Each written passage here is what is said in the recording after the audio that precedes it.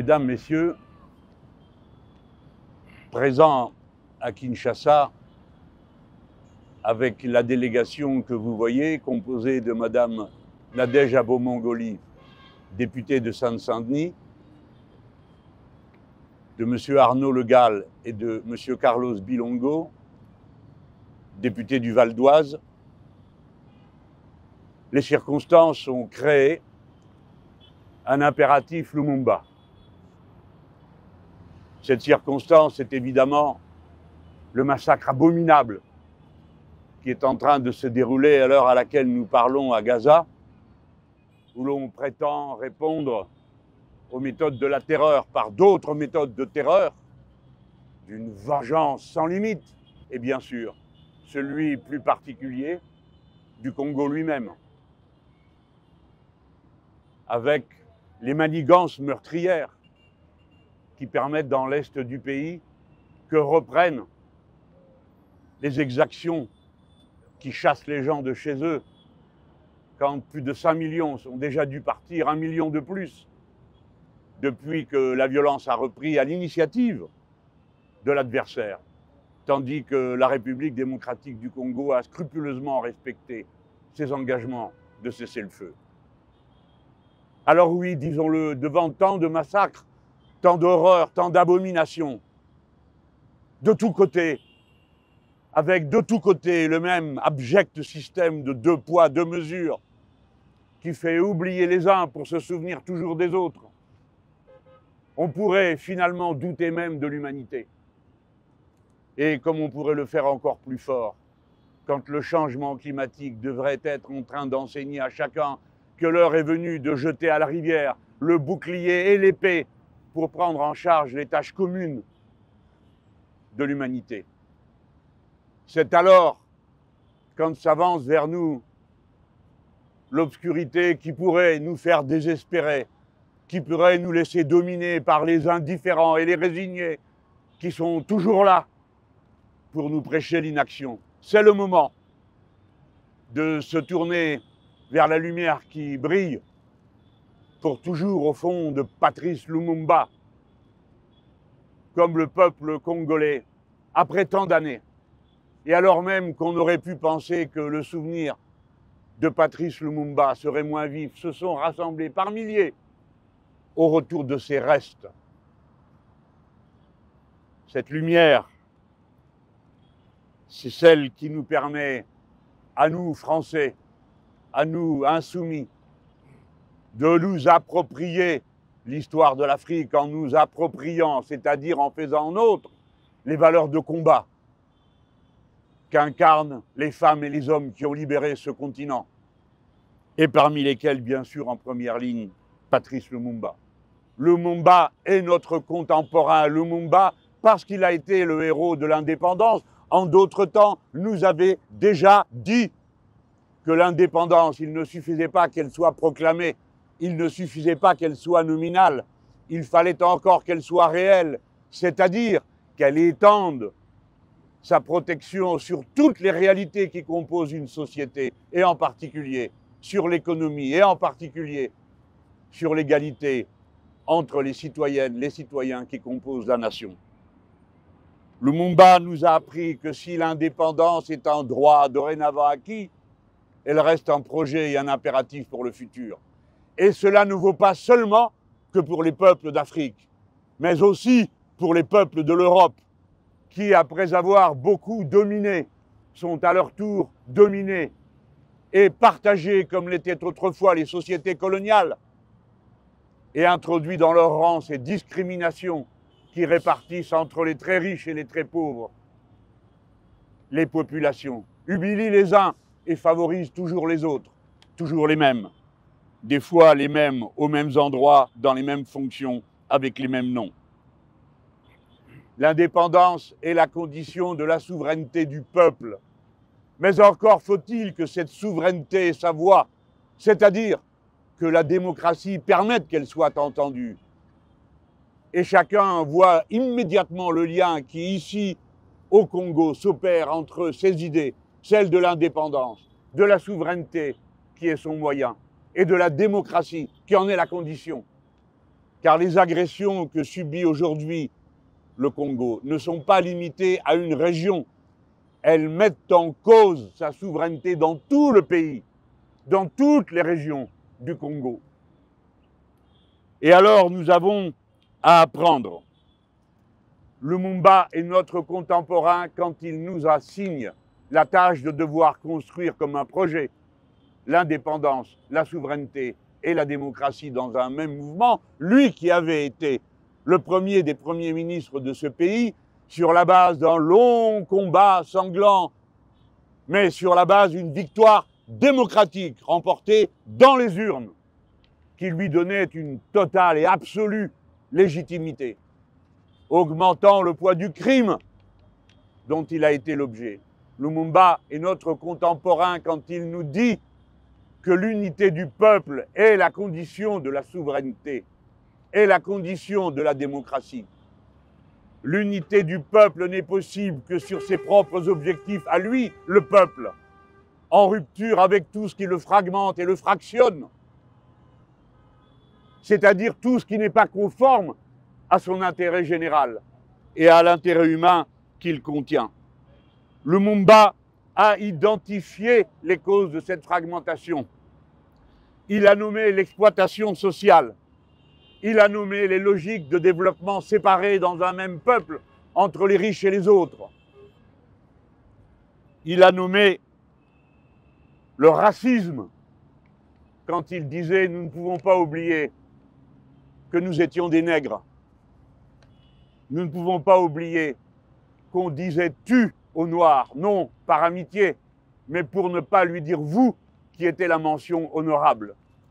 Ce sont ici les mots qu'il a employés pour rappeler ce racisme qui construit et reconstruit par son vocabulaire quotidien les inégalités, le mépris, la discrimination. Lumumba nous apprend que le tribalisme est un obstacle à l'unité du peuple. Mais cette leçon ne vaut pas que pour le passé, car aujourd'hui ce sont les puissants qui nous invitent au tribalisme quand ils nous proposent pour logique et pour grille d'analyse de la réalité le choc des civilisations qui, paraît-il, nous opposerait les uns aux autres et pour finir transforme tout conflit en un conflit entre le bien et le mal, entre les uns qualifiés de terroristes et les autres de bienfaisants, alors qu'ils utilisent les mêmes méthodes d'oppression, les mêmes méthodes de crime. Lumumba, nous autres ici, cette délégation de Français, nous autres ici, cette délégation d'insoumis, Patrice Lumumba, nous voulons t'accueillir dans le panthéon des femmes et des hommes qui sont les héros de la condition humaine en tout lieu, sous toutes les latitudes, face à toutes les différences qui peuvent distinguer les êtres humains.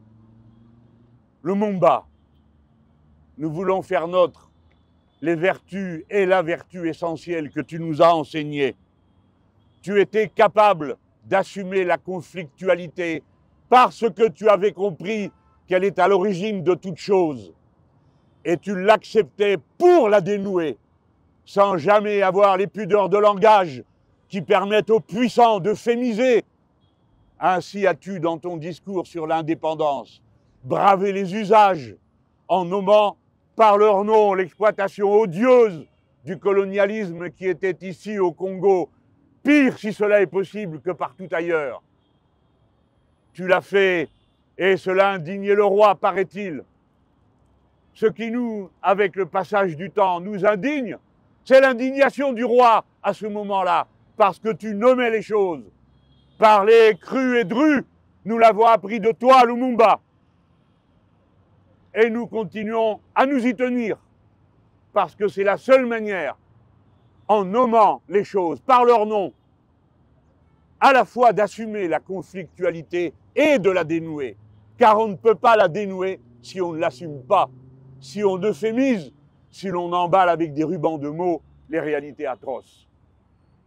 Lumumba a sans cesse dans son discours fait référence au combat collectif. Il n'a cessé de dire que la victoire avait été payée du prix de la lutte et qu'elle était une victoire collective.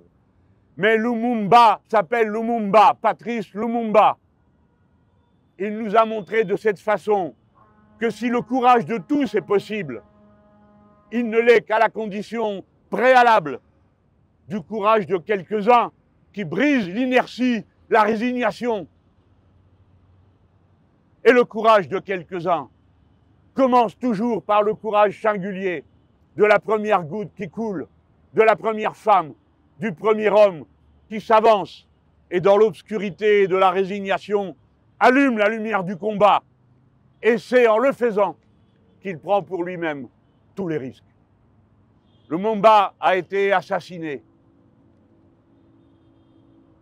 Et en même temps que sa mémoire vit en nous, vit dans l'histoire longue et dans sa trame les causes, les raisons, les mobiles de son assassinat. C'est-à-dire la cupidité absolue des occupants qui ne se résignent jamais au fait qu'on leur tienne tête. Voilà de quoi est mort Patrice Lumumba, par l'entremise de bas agents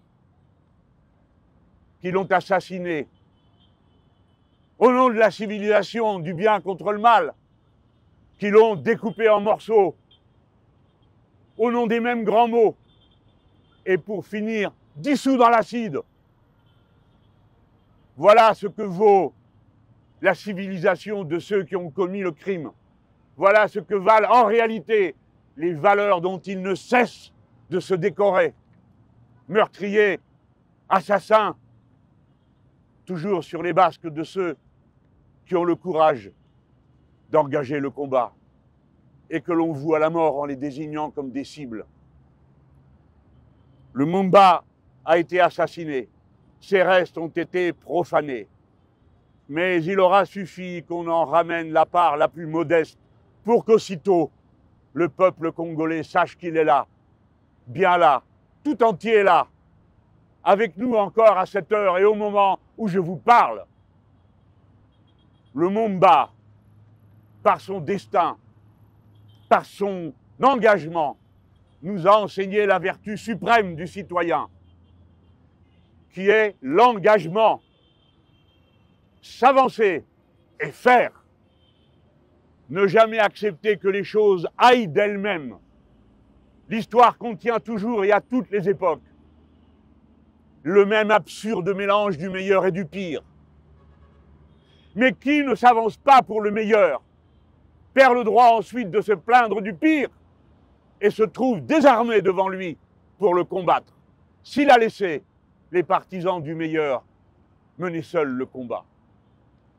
Voilà la plus grande des leçons.